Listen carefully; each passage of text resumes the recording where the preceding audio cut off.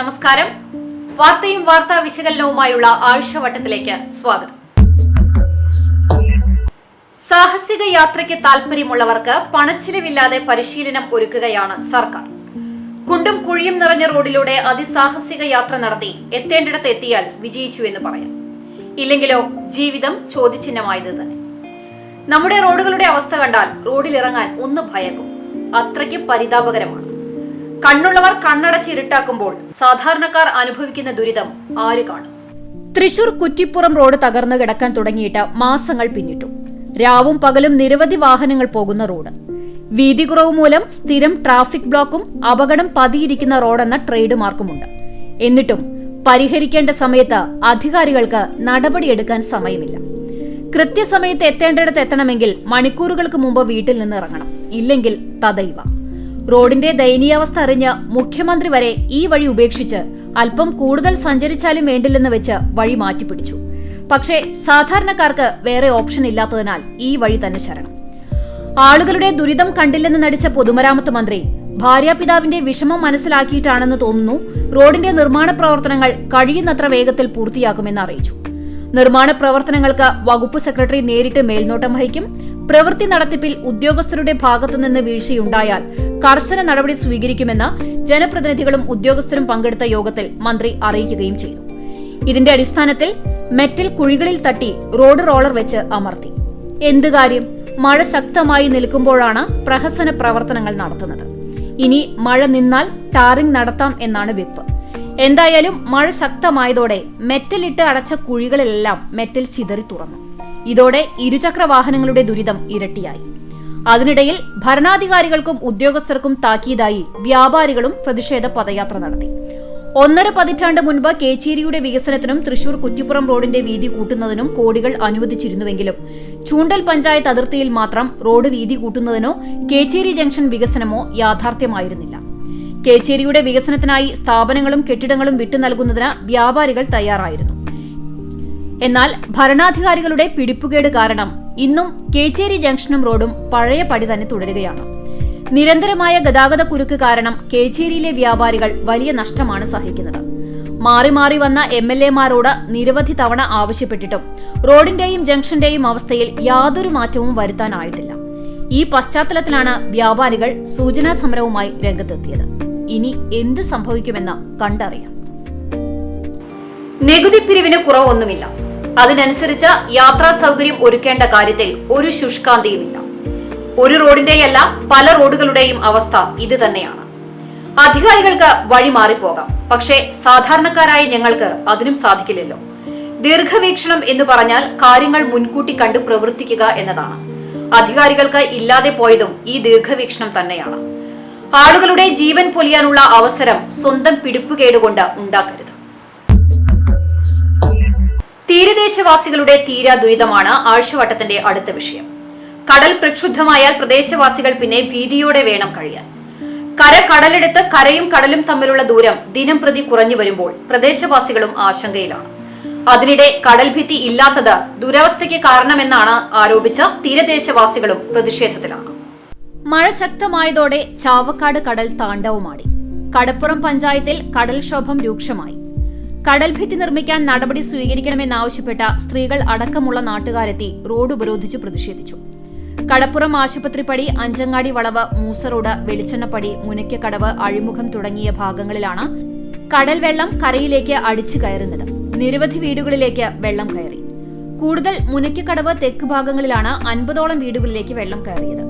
2 വീടുകളിൽ പൂർണ്ണമായും വെള്ളം കയറിയതിനെ തുടർന്ന് ഇവരെ ബന്ധുവീടുകളിലേക്ക് മാറ്റി പാർപ്പിച്ചു. ആശുപത്രിപ്പടി മുതൽ അഴിമുഖം വരെ ഏതാണ്ട് 2 കിലോമീറ്റർ നീളത്തിൽ വെള്ളം കയറിയത് കടൽ ഭിത്തി തകർന്ന സ്ഥലങ്ങളിലാണ്. നാളുകളേറെയായി ഇവിടുത്തുകാർ ഈ ദുരിതം അനുഭവിക്കാൻ തുടങ്ങിയിട്ട്. ഇതോടെയാണ് സ്ത്രീകൾ ഉൾപ്പെടെയുള്ളവർ അഴിമുഖം റോഡ് ഉപരോധിച്ചത്. തുടർന്ന് പോലീസ് എത്തിയെങ്കിലും ആളുകൾ പിരിഞ്ഞുപോയില്ല. ചാവക്കാട് തഹസിൽദാർ TP കിഷോർ എത്തി ഇവരുമായി സംസാരിച്ചു. അടിയന്തരമായി ഇടപെടൽ നടത്തുമെന്ന് അറിയിച്ചതിനെ തുടർന്നാണ് ഇവർ പിരിഞ്ഞുപോയത്. കടൽഭിത്തി കൂടുതൽ തകർന്നിടത്ത് JCB ഉപയോഗിച്ച് മണ്ണിട്ട് കടൽവെള്ളം കയറുന്നത് തടയാൻ സാഹചര്യമുണ്ടാക്കുമെന്നും തഹസിൽദാർ അറിയിച്ചു. പെരിയമ്പലത്തും കടൽക്ഷോഭം രൂക്ഷമാണ്. പെരിയമ്പലം ബീച്ച് റോഡ് ഭാഗികമായി കടലെടുത്തു കഴിഞ്ഞു. തങ്ങൾപ്പടി മുതൽ പാപ്പാളി വരെ 100ഓളം തെങ്ങും കാറ്റാടിയും കടപുഴകി. പെരിയമ്പലത്ത് 3 വീടും പാപ്പാളിയിൽ 2 വീടും കടലേറ്റ ഭീഷണിയിലാണ്. പാപ്പാളി, കൊട്ടിലിങ്ങൽ, റഹ്മാൻ, മാലിക്കുളം, ഹനീഫ എന്നിവരുടെ വീടുകളിലേക്കും വെള്ളം കയറി. 6 കുട്ടികൾ ഉൾപ്പെടുന്ന കുടുംബം ഭീതിയിലാണ്. കരയും കാറ്റാടി മരങ്ങളും റോഡും കടന്ന വീടുകളിലേക്ക് കടൽ തിരയടിച്ചെത്തി. കടലിനെ ചെറുത്തിരുന്ന കാറ്റാടിയും തെങ്ങുകളും കടപുഴകിയതോടെ അതിതീവ്രമായാണ് തിരമാലകൾ കരയിലേക്ക് കയറുന്നത്. 100ഓളം തെങ്ങുകൾ ഏത് സമയവും നിലംപൊത്താവുന്ന അവസ്ഥയിലാണ്. പെരിയമ്പലം ബീച്ചിലെ വൈദ്യുതിക്കാലുകളും ഹൈമാസ്റ്റിലേറ്റും അപകട ഭീഷണിയാണ്. കാരണം ഇപ്പൊ നിങ്ങൾ നോക്കിയ ഒരൊറ്റ വീട്ടിൽ കുടിവെള്ളം പോലില്ല ആ അവസ്ഥയിലാണ് പോയിക്കൊണ്ടിരിക്കുന്നത്. അധികാരികളുടെ എത്രയും നമ്മൾ സമരങ്ങളായിട്ടും ഒരുപാട് കാര്യങ്ങൾ ചെയ്തിട്ട് ഇത്രയും കാലമായിട്ട് ഇങ്ങനെ തിരിഞ്ഞു നോക്കാൻ പോലും ഒരു MLA-ക്കോ MP-ക്കോ ആർക്കും കഴിയുന്നില്ല. ഇതിനൊരു പരിഹാരം എന്ന് കാണും. ഞങ്ങൾ ജനിച്ച് വളർന്ന മണ്ണാണത്. ഞങ്ങൾ ഈ മണ്ണ് വിട്ട് പോകണം. അതും അധികാരികളോട് പറയണം. ഞങ്ങളിതിന് തീരുമാനമാവുന്ന ഈ സമരം തുടർന്നുകൊണ്ടേയിരിക്കും. ഇവിടെ ഞങ്ങൾ നിൽക്കുന്നില്ല. ഞങ്ങൾ ജയിലിൽ പോകാനും ബാധ്യസ്ഥരാണ്, തയ്യാറാണ്. ഞങ്ങൾ നാട്ടുകാരെല്ലാവരും ജയിലിൽ പോകാൻ തയ്യാറാണ്. അവിടെ പോയി കിടക്കുക, സുരക്ഷ അവിടെ പോയി കിടക്കുക. തീ തിന്ന് ജീവിക്കേണ്ടി വരിക എന്ന് പറയുന്ന അവസ്ഥയാണ് ഇവർക്ക്. കടൽ കയറുന്നത് പേടിച്ചുള്ള ജീവിതം. മഴ ശക്തമായാൽ വർഷാവർഷം ഇവർക്ക് ഈ ദുരിതം തന്നെയാണ്. ദുരിതക്കയത്തിൽ നിന്ന് ആശ്വാസത്തിനാണ് കടൽ ഭിത്തി എന്ന ആവശ്യം ഉയർത്തുന്നത്. പക്ഷേ അധികാരികൾക്ക് അതിനുള്ള സമയമായിട്ടില്ല. സ്വസ്ഥമായി സ്വന്തം വീട്ടിൽ പേടിയില്ലാതെ അന്തിയുറങ്ങാൻ എന്നാണ് സാധിക്കുക എന്നതാണ് ഇവരുടെ ചോദ്യം. തീൻമേശയിൽ മീൻമണമില്ലെങ്കിൽ മുഖം ചുളിയുന്നവരായിട്ടുണ്ട് മലയാളികൾ. ചുരുക്കി പറഞ്ഞാൽ മീനില്ലെങ്കിൽ ചോറ് ഇറങ്ങാത്ത അവസ്ഥ. പക്ഷേ മത്സ്യസമ്പത്ത് ദിനം പ്രതി കുറഞ്ഞു വരുന്നതായാണ് റിപ്പോർട്ടുകൾ. അതുകൊണ്ട് തന്നെ ട്രോളിംഗ് നിരോധനത്തിനും പ്രാധാന്യം ഏറുകയാണ്.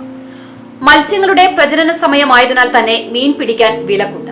എന്നാൽ കള്ളത്തരത്തിലൂടെ മീൻ പിടിക്കാൻ തുനിഞ്ഞിറങ്ങിയാലോ സംശയിക്കേണ്ട, പിടി വീഴുമെന്ന ഉറപ്പാണ്.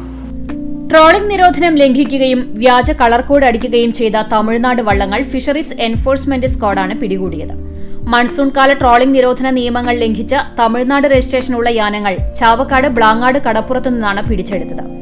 കേന്ദ്ര സർക്കാർ നിഷ്കർഷിച്ചിട്ടുള്ള പച്ച കളർ കോഡ് മാറ്റി കേരള യാനങ്ങൾക്ക് അനുവദിച്ചിട്ടുള്ള നീല കളർ കോഡ് അടിച്ച കേരള വള്ളങ്ങൾ എന്ന വ്യാജേന മത്സ്യബന്ധനത്തിന് ഒരുക്കങ്ങൾ നടത്തിയ തമിഴ്നാട് കന്യാകുമാരി ജില്ലയിൽ കൊളച്ചൽ സ്വദേശികളായ സഹായ സർച്ചിൽ, ഹിറ്റ്ലർ തോമസ്, സ്റ്റാൻലി പോസ്മസ് എന്നിവരുടെ ഉടമസ്ഥതയിലുള്ള യാനങ്ങളാണ് ഫിഷറീസ് മറൈൻ എൻഫോഴ്സ്മെന്റ് ഉദ്യോഗസ്ഥർ ബ്ലാങ്ങാട് നിന്ന് പിടിച്ചെടുത്തത്. ട്രോളിംഗ് നിരോധനം നിലനിൽക്കെ ഇതര സംസ്ഥാന യന്ത്രവൽകൃത യാനങ്ങൾ കേരള തീരം വിട്ടുപോകണമെന്ന് നിർദ്ദേശം നൽകിയിട്ടുണ്ട്. ഇതര സംസ്ഥാന യാനങ്ങൾ അതാത് ബേസ് ഓഫ് ഓപ്പറേഷനിൽ നിർത്തണമെന്നും ഇന്ത്യയുടെ കിഴക്കും പടിഞ്ഞാറും കടലുകളിലും കേന്ദ്രഭരണ പ്രദേശങ്ങളിലും കേന്ദ്ര സർക്കാരിന്റെ യന്ത്രവൽകൃത യാനങ്ങളും മോട്ടോറൈസ്ഡ് യാനങ്ങളും ഉപയോഗിച്ചിട്ടുള്ള എല്ലാവിധ മത്സ്യബന്ധനത്തിനും നിരോധനം നിലനിൽക്കെയുള്ള നടപടിയിലാണ് ഫിഷറീസ് സംഘത്തിന്റെ ഇടപെടൽ. ചേറ്റുവ, ചാവക്കാട്, ബ്ലാങ്ങാട് ഭാഗങ്ങളിൽ നിന്ന് നിയമവിരുദ്ധമായ രീതിയിൽ തമിഴ്നാട് രജിസ്ട്രേഷൻ ഉള്ള യാനങ്ങൾ നിയമവിരുദ്ധമായി Tamil Nadu colour code Kerala colour കോഡാക്കി മാറ്റിയാണ് മത്സ്യബന്ധനത്തിനായി ഒരുക്കങ്ങൾ നടത്തിയത്. ഇവരിൽ നിന്ന് 60,000 രൂപ പിഴ ഈടാക്കി. തുടർന്ന് കസ്റ്റഡിയിൽ സൂക്ഷിച്ചിരുന്നതായ 8 എഞ്ചിനുകളും യാനങ്ങളും ഉടമസ്ഥർക്ക് വിട്ടു നൽകി. മൺസൂൺ കാല ട്രോളിംഗ് നിരോധനത്തിന്റെ ഭാഗമായി പരിശോധനയും നടപടികളും കർശനമാക്കാൻ തൃശൂർ ജില്ലാ ഫിഷറീസ് ഡെപ്യൂട്ടി ഡയറക്ടർ പ്രത്യേക നിർദ്ദേശം നൽകിയിരുന്നു. ജില്ലയുടെ തെക്കേ അതിർത്തിയായ അഴീക്കോട് മുതൽ വടക്കേ അതിർത്തിയായ കാപ്പിരിക്കാട് വരെയുള്ള തീരക്കടലിലും ആഴക്കടലിലും നിരീക്ഷണം ശക്തമാക്കി വരവെയാണ് കേരള സമുദ്ര മത്സ്യബന്ധന നിയന്ത്രണ നിയമപ്രകാരം മത്സ്യബന്ധന നിരോധന നിയമങ്ങൾ ലംഘിച്ചതിന് തമിഴ്നാട് കന്യാകുമാരി ഭാഗത്തുനിന്ന് വന്ന 3 ഫൈബർ വഞ്ചികൾ ചാവക്കാട് ബ്ലാങ്ങാടിൽ നിന്ന് പിടിച്ചെടുത്തത്. വരും ദിവസങ്ങളിലും പരിശോധന ശക്തമാക്കുമെന്നും അനധികൃത മത്സ്യബന്ധനം നടത്തുന്ന യാനങ്ങൾക്കെതിരെ കർശന നിയമ നടപടി സ്വീകരിക്കുമെന്നും Thrissur fisheries deputy director Sugandhakumari അറിയിച്ചു. നിയമങ്ങൾ എല്ലാവർക്കും ഒരുപോലെയാണ്. അത് പാലിക്കാനും പാലിക്കപ്പെടാനും ഉള്ളതാണ്. ഒരു കൂട്ടം ആളുകളെ പൊട്ടന്മാരാക്കാൻ പാടില്ലല്ലോ. കള്ളത്തരം കാട്ടി കണ്ണിൽ പൊടിയിടുന്ന നടപടി നടക്കില്ലെന്നത് വ്യക്തം. കാരണം ഉദ്യോഗസ്ഥർ ജാഗരൂകരാണ്. കർശനമായ പരിശോധനയാണ് നടക്കുന്നത്. അതുകൊണ്ട് നിയമം ലംഘിക്കാനായി വള്ളം വെള്ളത്തിലിറക്കാതിരിക്കുക തന്നെയാണ് നല്ലത്. ലാഭം കൊയ്യുക എന്നത് മാത്രമാണ് ചിലരുടെ ലക്ഷ്യം.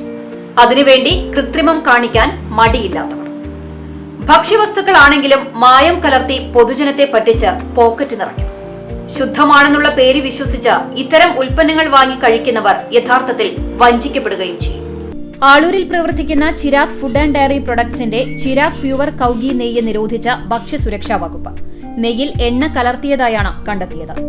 കണ്ടാണിശ്ശേരി പഞ്ചായത്തിലെ ആളൂരിൽ പ്രവർത്തിക്കുന്ന ചിരാഗ് ഫുഡ് ആൻഡ് ഡയറി പ്രൊഡക്ട്സിൽ മണലൂർ ചേലക്കര ഭക്ഷ്യസുരക്ഷാ ഓഫീസർമാരുടെ നേതൃത്വത്തിൽ നടത്തിയ പരിശോധനയിൽ ലേബൽ ഇല്ലാതെ ടിന്നുകളിൽ സൂക്ഷിച്ച നെയ്യ് പിടിച്ചെടുത്തിരുന്നു.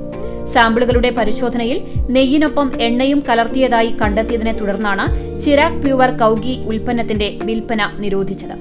സ്ഥാപനത്തിൽ നിന്നും 77.6 കിലോഗ്രാം പാക്ക് ചെയ്ത ബോട്ടിലുകളും ടിന്നുകളിൽ സൂക്ഷിച്ച 27.9 കിലോഗ്രാം നെയ്യും ഭക്ഷ്യസുരക്ഷാ വിഭാഗം പിടിച്ചെടുത്തു. നെയ്യിനോടൊപ്പം എണ്ണ ചേർക്കുന്നത് നിരോധിച്ച സാഹചര്യത്തിലാണ് ഉൽപ്പന്നത്തിന്റെ വിൽപ്പനയ്ക്കെതിരെ നടപടിയെടുത്തതെന്ന് ഭക്ഷ്യസുരക്ഷാ അസിസ്റ്റന്റ് കമ്മീഷണർ ബൈജു പി ജോസഫ് അറിയിച്ചു. മണലൂർ ഭക്ഷ്യസുരക്ഷാ officer Arun P Karyatt, PV Azad, Muhammad Hashif, EA Ravi എന്നിവർ പരിശോധനയ്ക്ക് നേതൃത്വം നൽകി. തുടർ നടപടികൾക്കായി സ്ഥാപനത്തിൽ നിന്നും സ്റ്റാറ്റ്യൂട്ടറി സാമ്പിളുകൾ ഭക്ഷ്യസുരക്ഷാ വിഭാഗം ശേഖരിച്ചു. കൃത്രിമത്തിനും ഉണ്ടല്ലോ ഒരു പരിധി. നെയ്യ് നല്ലതാണല്ലോ എന്ന് കരുതി വാങ്ങി ഉപയോഗിക്കുന്നവർക്ക് 8ന്റെ പണി കിട്ടുന്ന തരത്തിലുള്ള വിൽപ്പനകൾ നിരോധിക്കപ്പെടേണ്ടത് തന്നെയാണ്. ലാഭം മാത്രം ലക്ഷ്യം വെച്ചാകരുത് ബിസിനസ്. കാശുണ്ടാക്കുന്നതിലും വേണ്ടേ ഒരു സത്യസന്ധതയൊക്കെ.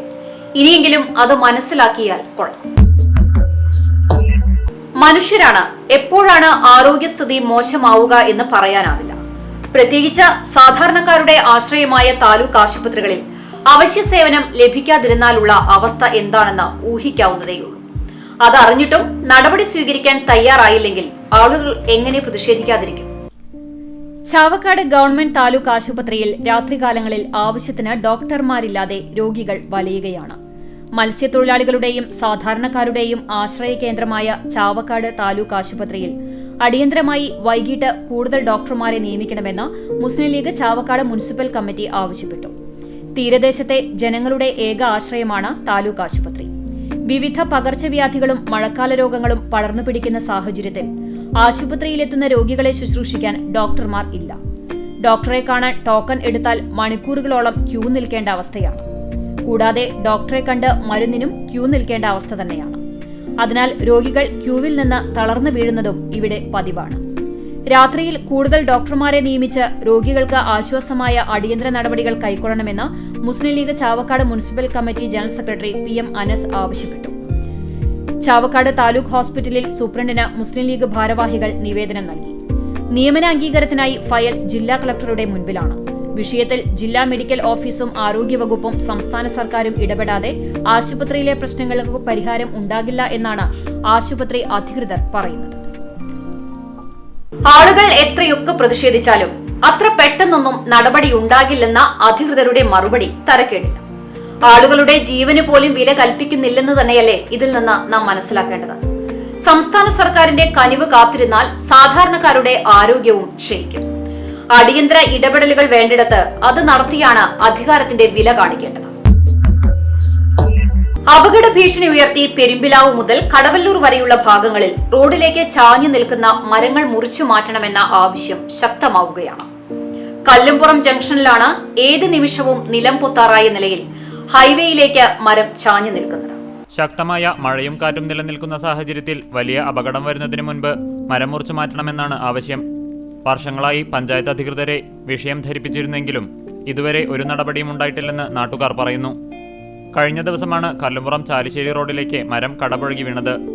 പെരുമ്പിലാവ് മുതൽ കടവല്ലൂർ വരെയുള്ള മേഖലകളിലെ പെരുമ്പിലാവ് അൻസാർ സ്കൂൾ, കൊരട്ടിക്കര മസ്ജിദ്, കടവല്ലൂർ അമ്പലം സ്റ്റോപ്പ് എന്നിവിടങ്ങളിലും അപകട ഭീഷണിയായി മരങ്ങളുടെ ചില്ലകളും റോഡിലേക്ക് ചാഞ്ഞു നിൽക്കുന്നുണ്ട്. ഇവ ഉടൻ വെട്ടിമാറ്റി യാത്രികരുടെ സുരക്ഷ ഉറപ്പാക്കണമെന്നാണ് നാട്ടുകാരുടെ ആവശ്യം.